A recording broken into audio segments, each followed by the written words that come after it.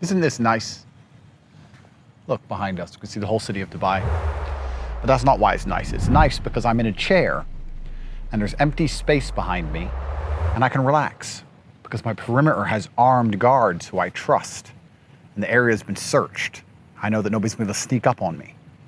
I don't sit in chairs unless the chair is to the back. I can't sit in a room, a restaurant with my back to people because no matter how good you are, somebody wants you dead and there's people walking past you all the time. If 100 people walk past you and one of them decides to stab you, are you really going to detect it? Probably not. I've told the story before about how someone tried to take my life when I was walking to a car a long time ago. And maybe I should tell it again quickly. I had a problem with this guy. We were texting back and forth and he stopped replying to me. He never sent me a threat, which is quite an interesting dynamic for people to understand, that when someone has true intention, they don't threaten you. And then about 4 days later, I was walking to my car in a car park late at night, typical English weather. It was a little bit wet, dark, and I heard footsteps coming fast. And as I turned to see what the footsteps was, he attempted to stab me. And that's why anyone who knows me well knows that my finger basically came off where I put the hand, took the knife instead of my neck. This is why I can't wear headphones. It's why, bro, let me stop for a second. If you wear headphones in public, you are asking to die. To me, that's like, it's like parachuting with one of the parachute strings broken. Like, you can't hear. I didn't see him coming, I heard him coming. You're just gonna walk around pumping garbage in your ears? Do you really believe the world is such a lovely place? It's insane.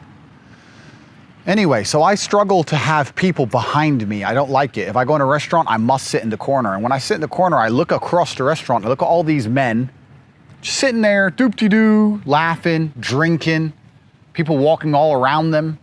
Very killable. I mean, sure, you can say no one wants to kill you, which is one way to look at it, but if they decided they did want to kill you, it'd be very easy to do. I like to think that even if someone wanted me dead, it would be difficult. I don't like to think that the second somebody wants me dead, it would be very easy to accomplish. But here I am with empty space behind me and I can relax. It's a beautiful thing. It's kind of like, people often say to me, Andrew, you know, you have all this money. What's the most expensive thing you've got? Well, the most expensive thing I've got houses worth $20 million. I got $5 million cars. I've got diamond watches worth $2-3 million each. But the true most expensive things in the world are one, peace of mind, and two, time.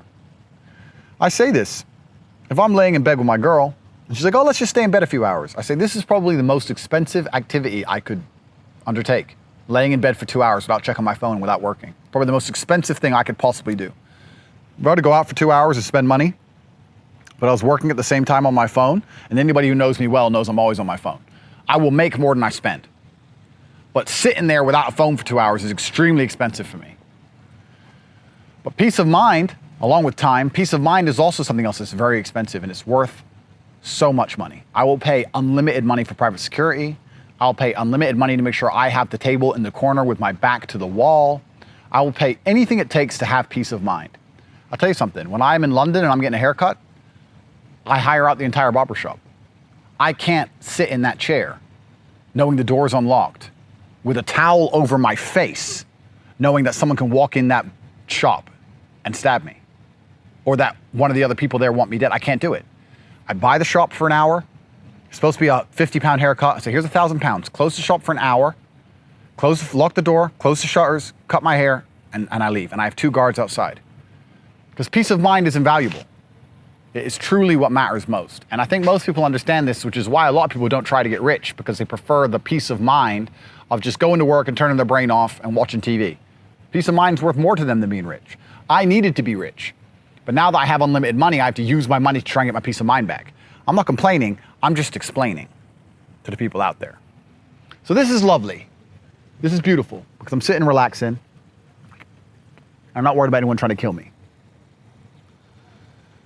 I do think you get to a point in life where there's 2 things that happen when you get to a certain status in life. One, you realize how much you need lawyers. You know, when I was a brokey, I used to hear about all these lawyers getting paid all this money, and I'm like, why do you need lawyers all the time? Why are rich people always saying, call my lawyer? Why do you need a lawyer? I don't have a lawyer because I was broke. When you're broke, you don't need a lawyer. You know the first thing you need when you get rich? A lawyer. Because the government comes after you, people sue you, baby mama wants more money, whatever. Talk to my lawyer. So legal fees are one thing that's gonna hit you. And often something else that hits you is you realize once you get to a certain point of influence, no matter how nice a person you are, it doesn't matter if you're a normal ass pop star, doesn't matter if you're a politician, doesn't matter if you're top G, once you get to a certain point of influence, people just kind of want you dead. You just get thousands of death threats a day. I don't get nearly as many as some other people who are less hated online. Every single pop star gets them. It's strange. The world is a very weird place. And I grew up in a world where death threats meant something. And I know that 99.9% of these death threats don't mean anything, but it's kind of crazy. My life's been eclectic. It's been an interesting life. I started at the very bottom, made it to the absolute tip top, most Googled man alive, hundreds of millions of dollars. And I'll certainly say it's better at the top. I would not change a thing about my life. But the lessons and experiences I've had when I was younger have certainly affected how I now live my life now that I'm very rich. And I feel like this Tate speech hasn't really had a lesson, so let me give you guys a lesson. If you ever see me on the street, and it's starting to happen more and more, and I look nervous, I'm not rude. If I look angry with you or short-tempered because you want a picture, I don't want to be rude. I just don't like it. Not because I don't like you, not because I don't want you to have a photo. I don't like groups of men around me I don't know. I don't like that your friend is running back and forth. I don't like I can't see all of your hands even though I'm trying. I don't like that you're close to me. I don't like any of it. I don't like it. I do my best to smile, give you your picture, etc., but I do not feel comfortable. I do not like it because of the life I've lived. And another thing, if you ever ask me or you half know me and you say, hey, can you meet my friend? My friend really wants to. No, I don't want new friends. I don't want to meet any new people, whether they're famous or not. I don't care about whatever singer invites me to his mansion. I don't want to meet anybody. I don't want new friends. I don't want people around me. I want my brother, my cousin, a woman I trust, maybe my dog, and that's it. And I want to be left the fuck alone. In my chair, by myself.